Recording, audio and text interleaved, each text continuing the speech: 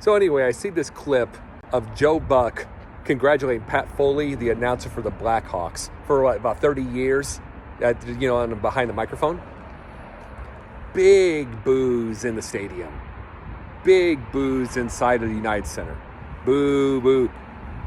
And see, this is not the only place. This isn't like the Chicago-St. Louis deal. He's done this before, and he keeps getting booed every area. Now, here's the thing I have to think about for a second. I completely understand the older persons, the older generation's hate for Joe Buck. Whether it's warranted or not, I understand. He's not Jack. The thing is, when you listen to Jack Buck, and I'm saying this as a Cubs fan, but when here's the thing, it's the same as Harry Carey. Jack Buck was today a much less of a drunk version, obviously. He was a little more technical, but still, we can say this with Harry Carey also. When you listen to these older generation announcers, you had this belief that you could have a beer with them, that you could have a brat with them, a barbecue, have a conversation at a bar. You could have this. That was the whole point of Mike Royko all those years ago. Look him up if you don't know who he is. I'm talking to the younger generation also. That was the whole point of them. That was the whole point of their popularity. But the thing is, so you understand the situation of why the older generation would not like Joe Buck. He's very robotic. He's very robotic, very technical. He sounds bored at half the games. Comparison to the older generations that we grew up with, who sound like they were having fun watching the game.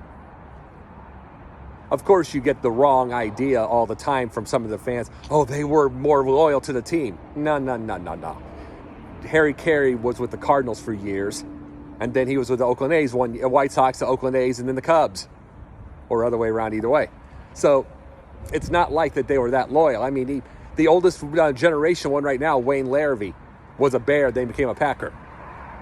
There was no different. It was no different. We just choose to make it that way.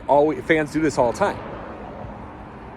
But at the same time, though, so we can see the idea of the older generation not liking Joe Buck. But you younger generation fans have no excuse. Jack Buck died in 2002. He's gone. Most of you never heard him before. You hate Joe because you're told to on social media. You're lemmings. You have no reason of anything. He's been the voice of Fox, of the NFL football on Fox. He's been the voice of World Series. He's been the voice of a lot of different games, a lot of different moments. You have no reason to hate him. You're told to hate, and you give excuses to hate. You don't have the thing is, the reasons you say you hate Joe Buck are the majority of announcers now. There aren't any Harry Careys anymore. The TV will not allow it. There aren't even any Jack Bucks anymore. The TV will not allow it.